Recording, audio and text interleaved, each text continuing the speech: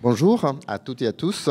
Alors, vous dirigez l'École nationale supérieure de la sécurité sociale, mais c'est vrai que le secteur vous connaît davantage comme celui qui a rendu le rapport LIBO de 2019 après la concertation grand âge autonomie, donc un rapport qui aurait dû mener à une grande loi, mais bon, on ne va pas s'étendre sur le sujet, comme vous le savez sans doute. Depuis, vous avez été missionné par le gouvernement pour remettre un autre rapport sur ce service public territorial de l'autonomie dont on va parler maintenant. Il s'agit donc, si je peux résumer, dans les grandes largeurs, de simplifier les parcours des personnes vulnérables, donc personnes âgées et personnes handicapées, dans un contexte où ces parcours ne sont pas forcément lisibles pour les personnes qui ont besoin d'accompagnement. Donc on va revenir un petit peu sur ce rapport que vous avez rendu en mars 2022. Pour ceux qui ont un peu raté l'épisode, Dominique Libaud, vous allez résumer un petit peu les constats qui ont mené à vos conclusions et ce qui ressort de votre rapport. Ce que vous avez envie de mettre en valeur. Alors, tout à fait. Parce que je crois qu'il faut effectivement préciser de quoi il s'agit, parce que, je le dis tout de suite, ce n'est pas la réponse à tous les sujets du secteur, loin de là. Vous avez bien voulu faire allusion à mon rapport précédent, Grand Âge Autonomie, qui, lui, essayait de prendre en compte la globalité des sujets, parce que je continue à penser, on viendra sans doute, qu'effectivement, c'est une approche systémique qu'il faudrait face à ce vieillissement de la population et aux sujets très nombreux qui existent et sur lesquels on peut revenir et qui affectent aujourd'hui la prise en charge des personnes âgées dans notre pays. Mais dans ces sujets-là, il y a notamment effectivement une question qui continue à m'interpeller, c'est comment peut-on mieux dans le service public, et je vais rappeler un peu de quoi je parle quand je parle de service public, être organisé pour mieux accompagner une démarche parcours de la personne. Alors, je suis parti de l'écoute des personnes âgées et handicapées elles-mêmes. Alors, je me permets de dire que le rapport qui m'a été demandé, contrairement au précédent rapport, n'est pas exclusivement sur les personnes du grand âge, mais l'ensemble des personnes en situation de perte d'autonomie. Il était commandité à la fois par Sophie Cluzel et Brigitte Bourguignon et Olivier Véran. En écoutant, alors j'ai mené une démarche d'écoute qualitative donc de ces personnes en sollicitant une direction de l'État qui a été faire cette écoute. Et ce qu'ils nous disent, alors, et c'est l'ensemble des personnes donc âgées et handicapées, donc encore une fois bien plus large que celles accueillies évidemment en établissement. Et donc ce qu'elles nous disent, on le sait, déjà vous le savez, c'est qu'elles trouvent ça très complexe, les procédures pour avoir accès à l'information, à l'accueil, à l'orientation, que assez souvent la gestion des droits elle-même est compliquée, donc à la fois la gestion des droits, mais aussi la révision des droits lorsque la situation évolue, notamment dans le cas des personnes âgées.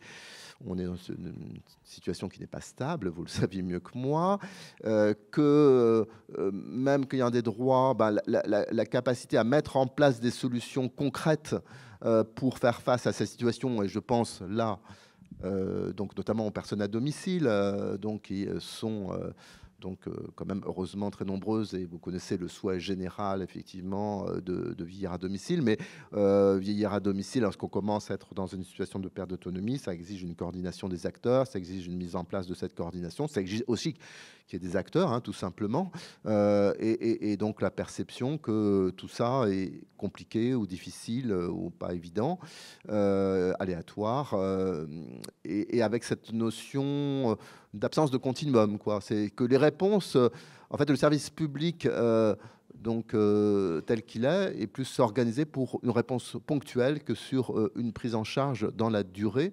de la personne.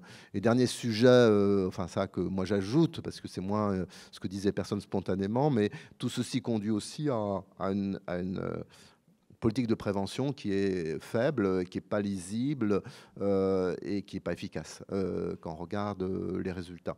Donc voilà, c'est tous ces constats-là qui reviennent et qui, en fait, alors qu'on essaie de comprendre pourquoi, c'est un peu l'historique de notre organisation institutionnelle en France, avec cette séparation très très forte du sanitaire et du social.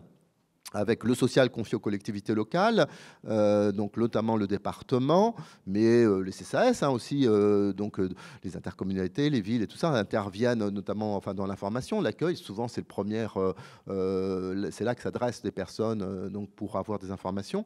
Donc, des collectivités locales sur, disons, l'aspect social des choses, et puis tout ce qui est santé, sanitaire, va plutôt être pris en charge par l'ARS, ou derrière des organisations donc, qui vont essayer de coordonner les professionnels de santé. Par exemple, il y a récemment les dispositifs d'appui à la coordination qui vont venir. Et puis, donc des professionnels de santé. Et tout ce beau monde ne se parle pas beaucoup. Et là-dedans, il y a aussi les organisations de sécurité sociale qui délivrent des droits.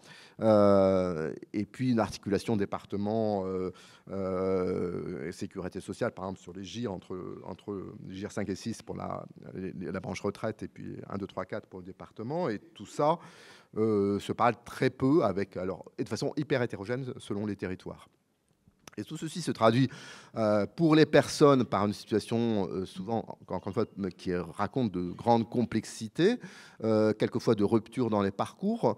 La rupture dans les parcours, ça peut être notamment lorsque une personne, il y a un problème tout d'un coup qui survient, le couple âgé qui est à la maison, et donc il y a un malade d'Alzheimer, et puis les dents ont un problème. Donc qu'est-ce qu'on fait? Si on ne sait pas, on envoie tout le monde aux urgences à l'hôpital, quoi. Donc c'est... et évidemment, c'est une solution totalement délétère. Donc, voilà, du côté des personnes, et puis du côté des acteurs eux-mêmes, disons, une coordination des acteurs qui est aussi hétérogène, malgré des efforts sur un certain nombre de territoires. Et dans les constats aussi, j'évoque les territoires sur lesquels il se passe des choses et sur lesquels ça travaille mieux ensemble. Mais très souvent, les acteurs... donc, y compris les établissements de santé, les EHPAD et tout ça, dans leur rapport, me semble-t-il, mais c'est pour nouer le dialogue, avec les tutelles, parce que, donc, par exemple, un EHPAD, voilà, je vous apprends rien, il y a le département, il y a l'ARS et tout ça. Ils n'ont pas toujours l'impression que tout ça, effectivement, tout ça se passe très fluide, et entre les uns et les autres, qui est donc une capacité à porter une stratégie coordonnée sur un territoire, donc entre les acteurs. Donc voilà un peu tout le constat, c'est tout ça. Et donc derrière... ma proposition, c'est quand je dis service public territorial d'autonomie, c'est dire toutes ces institutions, toutes ces organisations, ils ne doivent plus continuer à travailler chacun de leur côté, en silo, en disant je suis un guichet, je fais mon truc et tout ça, puis je ne m'occupe pas de ce que fait l'autre, mais être conçu comme une partie d'un ensemble, qui est au service d'abord de la personne et des attentes de la personne. Voilà, c'est un peu la philosophie générale de mes propositions. Donc c'est un pilotage qui part du service rendu aux personnes, mais c'est vrai que ce dont vous parlez, c'est-à-dire les constats, les silos, les problèmes de coordination, etc., c'est quand même des constats qu'on fait depuis plusieurs années. Donc vous, concrètement, qu'est-ce que vous proposez pour sortir de ça, en fait? Alors, c'est vrai qu'ensuite, je crois que le constat est assez partagé, vous avez tout à fait raison, et donc le sujet, c'est vraiment comment y aller et comment faire. Alors là, mes propositions issues d'un groupe de travail, naturellement, tout ça, c'est pas moi tout seul qui ai fait ça, mais avec beaucoup d'acteurs nationaux, territoriaux. On se dit il faudrait un cahier des charges au niveau national du service public, du service attendu par les personnes. Un cahier des charges qui soit le guide très fort des acteurs locaux. Alors, ce cahier des charges, je le vois sur 4 missions essentielles vues de la personne, que j'ai un peu cité tout à l'heure, c'est-à-dire l'information, l'accueil, l'orientation. C'est quoi ce qu'on attend en termes d'information, d'accueil, d'orientation sur un territoire? Et évidemment, on va être quelque chose sur le plus d'unicité possible, le plus de simplicité possible. Le guichet unique? Alors, quelque chose qui ressemble, mais celle-là, je ne veux pas faire le cahier des charges non plus, je dis, ensuite il va falloir être construit, parce que ça peut prendre des aspects un peu différents, ce qu'on appelle le guichet unique. Et en tout cas, je me méfie aussi des initiatives où tout d'un coup d'en haut, on dit, ah tiens, numéro de téléphone unique, et puis on envoie une circulaire et on suppose que ça va se mettre en place. Bon, là, certains pourront peut-être penser, enfin pour ceux qui s'occupent un peu du handicap, un peu ce qui est arrivé sur les comités 360, mais ça ne sert à rien, quoi, parce que très souvent, ce soi-disant ces numéros uniques, ils se rajoutent aux différents numéros de téléphone et on n'a rien résolu du tout. Mais donc, toute façon, ça se construit ensemble. Je vais revenir ensuite sur un territoire, quoi. Donc, il faut information, accueil, orientation. Deuxièmement, toute la question de la gestion de la révision des droits. C'est quoi le service attendu sur ces sujets? On pense bien sûr à l'accès aux droits, donc, mais aussi à la révision et tout ça. Bon, les délais, bon, l'aide, l'accompagnement. Tout ce que j'appelle solutions concrètes, c'est-à-dire, une fois dit ça, comment on met en place ces solutions et comment on travaille au parcours de la personne. Et avec évidemment son consentement le plus possible, hein. Et puis quatrièmement, quatrième mission, ce que je vois un cahier des charges, la prévention. C'est quoi une stratégie de prévention que moi j'appelle populationnelle sur un territoire, et donc comment on met ça en place. Et à partir de ce cahier des charges, je dis ensuite c'est aux acteurs locaux de s'organiser et donc de travailler ensemble. Et alors je vois une conférence territoriale de l'autonomie présidée par le président du conseil départemental, vice-présidence ARS, avec l'ensemble des acteurs, et qui mettrait en œuvre l'organisation concrète pour répondre à ce cahier des charges. Donc voilà, enfin, vous voyez, ce que ça essaye de travailler, c'est sur le fait qu'il y a bien une orientation nationale forte. C'est-à-dire que moi, je suis frappé, enfin, c'est ce que m'ont toujours dit les acteurs, hein, par l'hétérogénéité, quelquefois des réponses sur les départements, d'un département à l'autre. Donc voilà, donc comment on peut avoir plus d'homogénéité? Pour moi, c'est à travers ce cahier des charges. Mais en même temps, il ne faut pas non plus dire tout vient d'en haut, des organisations monolithiques, les territoires sont différents, les histoires sont différentes, etc. Et dire tiens, il faut mettre ça. Non, je parle. Il y a une légitimité à dire voilà le service public attendu, mais ensuite on crée enfin ce que je voudrais créer, c'est une dynamique territoriale entre acteurs. Alors ensuite il faut d'autres leviers. Alors il y a la gouvernance, il y a ce cahier des charges, il y a des leviers financiers évidemment pour accompagner tout ça, il y a de la formation, enfin bon, il y a un certain nombre de sujets. Oui, c'est assez ce que vous proposez, en tout cas assez détaillé et assez complet. Voilà. Donc ça, oui, parce que ça peut rester à lettre morte, hein, évidemment. Je comprends qu'il y a beaucoup de scepticisme au départ. Si on dit, tiens, on dit simplement une idée comme ça, comme pour quelquefois les politiques, et ensuite on n'a pas tout le corpus pour alors justement, mettre en place. Depuis mars 2022, donc la remise de votre rapport, on en a à nouveau entendu parler de ce SPTA par la CNSA, donc, qui a présenté mi-novembre un nouveau cadre de coopération avec les acteurs du territoire. Donc, bon, ça paraît un peu ronflant dit comme ça. En tout cas, c'était une présentation, on va dire, assez détaillée de ce qu'ils comptent mettre en place pour mettre en œuvre ce service public territorial de l'autonomie. En fait, on peut vous demander qu'est-ce que vous inspire ce nouveau cadre de coopération? Est-ce que, selon vous, ça va dans le bon sens par rapport à vos recommandations? Qu'est-ce qu'ils ont commencé à mettre en place et qu'est-ce qui manque encore? Alors pour moi, ce cadre de coopération, j'en discutais encore hier avec la directrice de la CNSA, Virginie Magnan, c'est un point d'entrée, c'est pas un point d'aboutissement. Moi, je me félicite que la CNSA se soit saisie de la philosophie entre guillemets de mon travail et se dise on va essayer de travailler avec le cadre juridique qui est celui actuellement, à ce qu'on travaille mieux entre acteurs. Par exemple, la CNSA, jusqu'à présent, faisait des conventions directement avec les départements sans associer les ARS. Eh bien, le fait de dire un cadre de coopération où je travaille en associant ARS et départements, je trouve que c'est un progrès, évidemment. Je trouve que ça va dans le sens de ce que je préconise. Donc, c'est bien. Ce qui manque, mais ce n'est pas du tout la faute de la CNSA, c'est ce cahier des charges. C'est ce cahier des charges national. Parce que ce que je crains, si on en restait là, c'est que certains départements de bonne volonté vont y aller, vont être, etc. Mais ceux qui sont sur la réserve, qui n'ont pas trop envie, qui sont en retard, ils vont dire non, moi, je suis département, collectivité locale, tout ça, etc. Bon, voilà. Et la CNSA va manquer d'outillage pour faire pression, pour effectivement faire évoluer, faire plus d'homogénéité. Donc je crois que c'est très très important ce cahier des charges. Et donc ça nécessite un support juridique et un petit bout de loi à un moment donné pour dire voilà, il faut ce cahier des charges, etc. Voilà. Autrement, mais voilà, je vois ça de façon positive, le fait que la CNSA essaye de s'inscrire, je pense, quand même dans l'esprit de mon rapport. Mais elle ne peut pas, elle toute seule, sans une impulsion politique plus forte, mettre en œuvre l'ensemble de ce que je souhaite.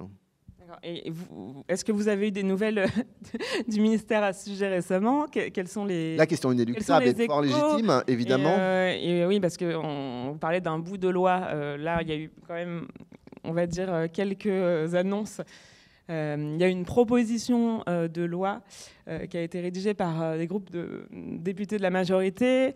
Là, on a appris qu'elle allait... Enfin, une proposition de loi, pardon, sur le bien vieillir. On a appris là récemment qu'elle allait être présentée sûrement en commission fin février, début mars. Tout ça reste quand même un peu flou. On ne va pas dire qu'elle est très détaillée. Il n'y a pas du tout de financement. Il n'y a pas du tout cette histoire de SPTA. Vous, quels sont les échos que vous avez eus par rapport à quoi elle pourrait être accrochée, en fait, ce nouveau dispositif, à quoi il pourrait être accroché? Je ne suis pas le gouvernement, je ne suis pas le ministre et tout ça, donc je ne suis pas en mesure de faire des annonces sur un sujet aussi précis. Bien sûr. Mais j'ai un dialogue avec les uns et les autres, donc ma perception à ce jour est la suivante, c'est que les uns et les autres me disent oui, on souhaite mettre en œuvre le service public territorial de l'autonomie, c'est vraiment une feuille de route. On souhaite effectivement, enfin voilà, on veut s'appuyer sur vos travaux, sur les travaux que j'ai menés, etc. J'ai vraiment un écho assez fort sur ça. Ensuite, sur la façon dont ça va se passer, le timing, l'accrochage à tel ou tel texte, honnêtement, je n'ai pas de visibilité. Et de cette manière, je peux le comprendre.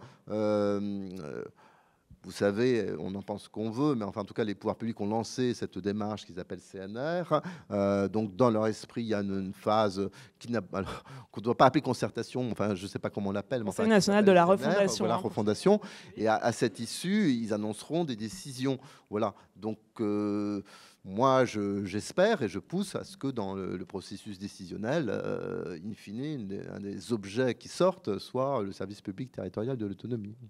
Et donc, plus on sera nombreux à pousser dans ce sens, plus il y a de chances que ça se fasse, si en tout cas, évidemment, vous partagez ce point de vue. Hein. Mais en tout cas, pour le moment, en tout cas, il n'y a pas de grande loi, grand âge d'autonomie annoncée par Emmanuel Macron dans le pas à l'horizon, on peut scruter très loin. Est-ce que selon vous, à titre personnel, qu'est-ce que vous pensez de cette PPL Bon, alors moi, je pense que déjà, si on accrochait ce service public territorial de l'autonomie, je pense que ça permettrait d'envisager certaines choses. Mais par exemple, en tant que tel, et par rapport à un enjeu qui, je pense, intéresse beaucoup d'entre vous, c'est une programmation financière forte, ou le sujet des métiers, qui est un sujet évidemment absolument majeur.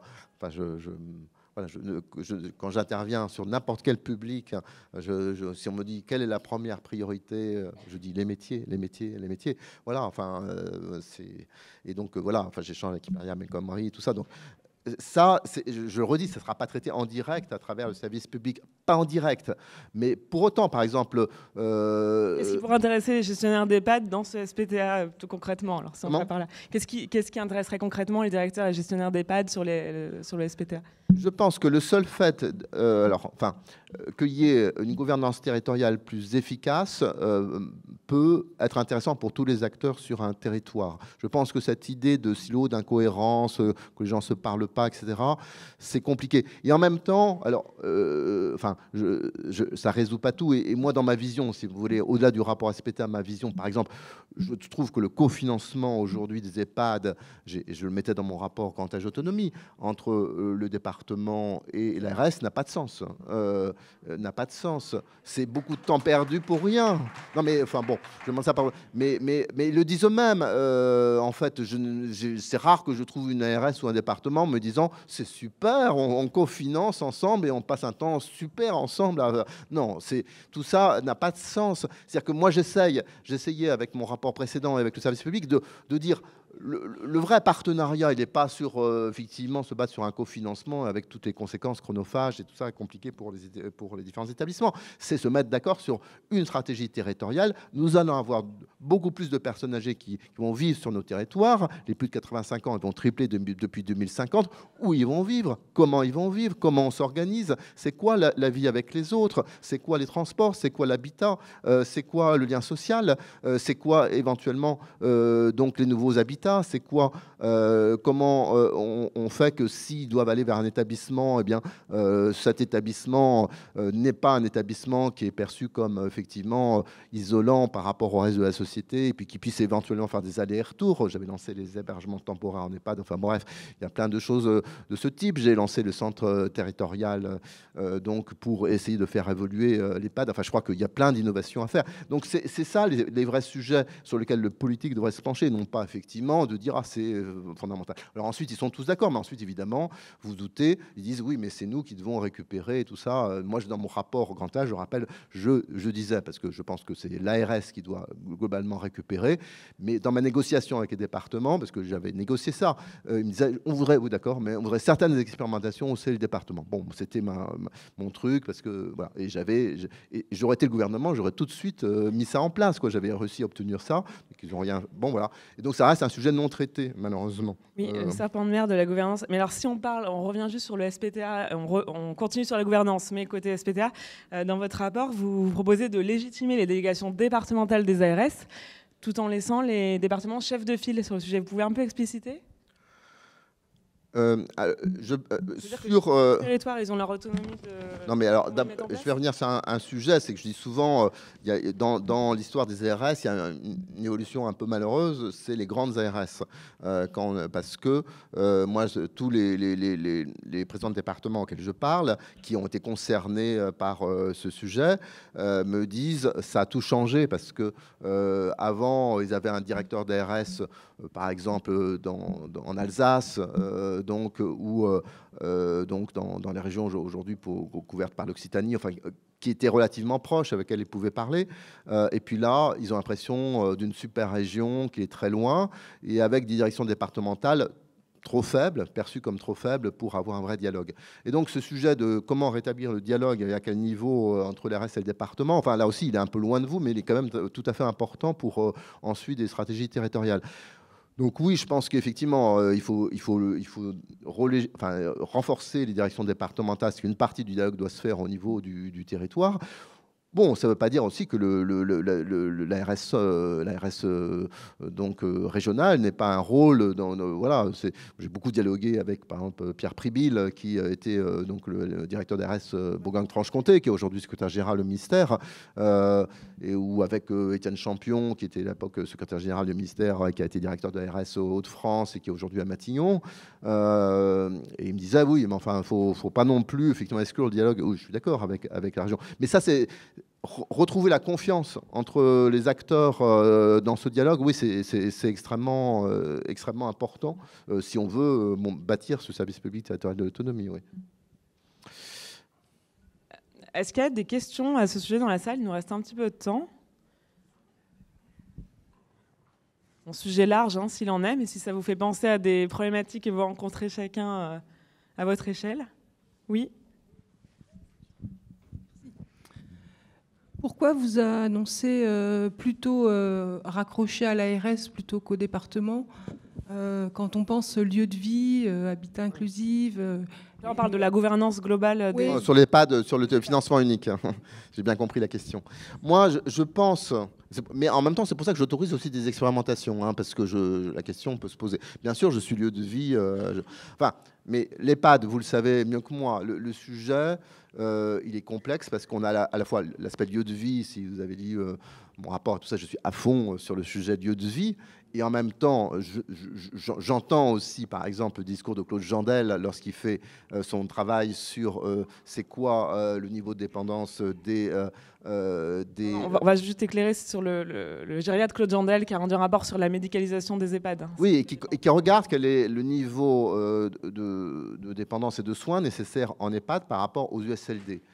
Et donc là, il dit, ce que vous savez tous, évidemment, c'est très lourd et c'est quasiment comparable à ce qu'il y a en USLD avec un niveau d'accompagnement beaucoup plus faible. Et qui explique une grande partie des difficultés, etc. Et donc, il faut qu'on travaille sur les deux sujets, sur le fait qu'il y ait plus de prise en charge, d'accompagnement médical d'une façon ou d'une autre, pour reconnaître la charge en soins, etc., qui existe, vu le profil aujourd'hui des personnes accueillies en EHPAD, et en même temps l'aspect lieu de vie. C'est ça qui est évidemment parfois compliqué et en même temps possible, parce que moi, alors j'ai été, enfin dans un certain nombre d'EHPAD, hein, évidemment, j'ai loin d'avoir fait un tour de France complet, c'est moins qu'on puisse dire, mais et vous le savez, enfin moi je trouve je suis admiratif hein, de certains managements qui arrivent parfaitement à tenir les deux bouts de la chaîne. C'est possible, c'est possible. Moi, je suis très favorable, je le dis en passant, à EHPAD dans lesquels on fait des unités de lieu de vie, avec des petites unités qui forment des petites maisons, les gens se sentent bien. Je trouve que c'est à l'intérêt, je le disais aussi dans mon rapport, on met donc des aides-soignantes, mais un cadre, donc c'est... Alors, j'avoue que, je vous le dis franchement, je sais qu'il n'y a pas... c'est pas ici, mais j'avais retrouvé l'idée dans un groupe privé qui s'appelle Alena, et qui, je trouve, était assez intéressante. Mais je le vois aussi dans des EHPAD publics ou associatifs. Hein. Donc, des cadres de santé qui fait aussi un débouché professionnel pour des aides-soignants et tout ça. Et donc, bon, moi, j'aime bien cette forme d'organisation que je trouve et qui permet d'être à la fois lieu de vie et en même temps de travailler aussi sur une organisation médicale. Mais on sait bien qu'organisation médicale, c'est moins la présence en permanence que la capacité de faire appel à des ressources sur le territoire. Encore faut-il que ces ressources existent, encore faut-il que cette expertise elle soit disponible, etc. Vous le savez, et je ne parle pas de l'expertise donc gérontopsychiatrique dont tout le monde reconnaît l'aspect catastrophique et donc la très grande difficulté malheureusement d'arriver à la mobiliser. Mais donc voilà, enfin, c'est comme ça que je vois les choses. Donc pour dire... moi, le rapport, et pour ce deuxième sujet, le rapport avec l'ensemble du système de santé, enfin, mais c'est aussi pour en discuter, me semble quand même super important, quoi, de faire partie dans une filière où on peut faire appel à des ressources médicales sur un territoire en cas de besoin. Oui, je trouve que c'est quand même hyper important. Et donc ça, c'est beaucoup plus ARS, quoi. Le département, il est quand même totalement là, hors des clous sur un tel sujet. Et en revanche, il faut que l'ARS se convertissent, si j'ose dire, à ce lieu de vie, quoi. Le problème, enfin moi que je trouve, c'est que dans les orientations ministérielles, enfin je parle un peu clairement là sur ce sujet, sur qu'est-ce qu'on attend, le CEPOM, tout ça, etc. Aujourd'hui, on n'a pas une politique de qualité, de prévention, lieu de vie, tout ça. Et donc ça, enfin, on n'a pas. Globalement, ensuite, vous avez une interrogité dans les rapports avec pour les personnes qui, dans les ARS, et je connais évidemment des régions, par exemple, alors je sais pas, il y en a forcément ici enfin, généralement, on me dit la Nouvelle-Aquitaine, enfin, ça c'est l'héritage, c'est mieux. Donc, alors, je sais pas, mais enfin, bon, moi, il y avait quand même, enfin, voilà, la Nouvelle-Aquitaine, je trouve, a plus travaillé un peu sur ce sujet que d'autres ARS. Mais ensuite, ça dépend des personnes, etc. Ça, c'est sûr. Mais il n'y a pas d'orientation nationale forte sur ces sujets. Et puis, ce que je trouve, ce que je dis souvent, c'est que dans le financement même des structures, il n'y a pas d'incitation à la qualité, à la prévention, à ces éléments-là, quoi. Alors là, je pense que dans la PPL, hein, il y a des petites choses. Si vous regardez, on dit oh la PPL, mais il y a quand même des petites choses pas inintéressantes sur la possibilité de prendre en charge dans la dotation soins un certain nombre d'éléments qui justement quand même tiennent compte de ce que je viens d'évoquer. Hein. Avec le référent, j'en profite pour revenir, le référentiel Pathos qui est censé être revu depuis des années. On en enfin, revu, moi, enfin, j'ai travaillé. La prévention. Oui, je pense qu'il y a le sujet des référentiels, il est réel, mais il n'y a pas aujourd'hui une démarche active de revoir les référentiels. Hein. Il n'y a pas du tout commencé. D'ailleurs, ça sera un travail long et lourd. Oui, alors ensuite, on pourrait imaginer le référentiel et à côté, par exemple, un fonds qualité qui permettrait, à côté de ce qu'accorde le référentiel, de dire et en plus, il y a autre chose, etc. Enfin, il y a plusieurs modalités si on veut aller vers cette dimension accompagnement à la qualité, à la prévention, à l'aspect lieu de vie. Hein. Je pense que voilà, on peut travailler sur différentes choses, mais c'est vrai qu'aujourd'hui, c'est plus que limité, oui. Donc je pense qu'effectivement, ce sujet incitation financière, incitation dans le rapport avec les tutelles, voilà, enfin il manque, mais ça n'invalide pas pour autant le fait qu'à mon sens, ça soit l'ARS, me semble-t-il. Hein, mais encore une fois, c'est pour ça que je ne suis pas contre des expérimentations qu'on confie à certains départements et on regarde. Bon, du coup, on est allé très large sur le sujet des SPDA, mais c'était très intéressant quand même. Vous avez d'autres questions sur le sujet du SPDA notamment ou... Si vous avez une idée par exemple précise de... J'en ai une dernière petite si jamais. de ce que pourrait contenir ce cahier des charges national qui permettrait de contraindre vraiment les départements à opérer une équité, on va dire, territoriale par rapport à ce SPTA. Est-ce que vous avez déjà réfléchi à ce contenu, aux éléments? Non, alors, pour moi, ma réflexion a été beaucoup, je l'ai évoqué, parce que c'était la commande que j'avais reçue, par rapport au service attendu de l'usager. À ce stade, il y a une réflexion moins forte sur la façon, et ce n'était pas la commande, sur la façon dont on travaille sur l'homogénéité de financement des acteurs donc par les différents départements. Alors j'avais travaillé un peu là-dessus dans mon rapport grand âge, puisque donc j'avais dit, vu les constats, qu'il fallait effectivement un socle minimal de financement qui a abouti au sujet des 3 € que vous connaissez, avec aussi des aléas quelque part effectivement dans la mise en place, mais enfin disons donc je suis tout à fait sensible à ce sujet d'homogénéité de financement. Je pense que c'est pas uniquement le service public territorial de l'autonomie qui peut répondre à ça. Indirectement un tout petit peu, dans la mesure où derrière ça, moi je légitime beaucoup la CNSA en tant que vraiment pilote donc de l'animation de l'ensemble des réseaux, pilote de la concertation et garante de l'équité territoriale. Voilà. Dans mon rapport, je dis il faut que la CNSA demain soit garante de l'équité territoriale. Alors ça veut dire vis-à-vis des usagers, mais aussi vis-à-vis des acteurs. Et donc ça, mais je ne développe pas tant que ça de propositions derrière. Je pense, mais c'est très important de légitimer la CNSA sur un tel sujet. Et ensuite, il va falloir continuer à travailler à la fois sur l'équité des dotations financières aux uns aux autres, ces nouveaux cadres qu'on évoquait, relations financières, CNSA, ARS département. Je pense que ça va dans mon sens, j'y reviens, et ça peut tout à fait travailler là-dessus. Donc voilà, je pense qu'il y a quand même un environnement global qui peut être favorable à ce sujet de l'équité territoriale, non seulement vis-à-vis des populations, mais vis-à-vis des acteurs. En tout cas, ça doit être un enjeu très fort, évidemment, des politiques de l'autonomie dans les années à venir. En tout cas, au moment de la présentation par la CNSA de son nouveau cadre de coopération pour ce SPTA, je crois que c'est Marie-Hélène Le Sen, la directrice générale de l'ARS Corse, qui a formulé les choses comme ça, qui a dit que le SPTA était la traduction de la 5e branche en termes opérationnels. Pour vous, c'est le cas ? Non, mais c'est ce que je dis, oui. Je crois que c'est dans l'introduction de mon rapport. Non, mais ça, je prends un peu là, je reprends langue un peu usagée.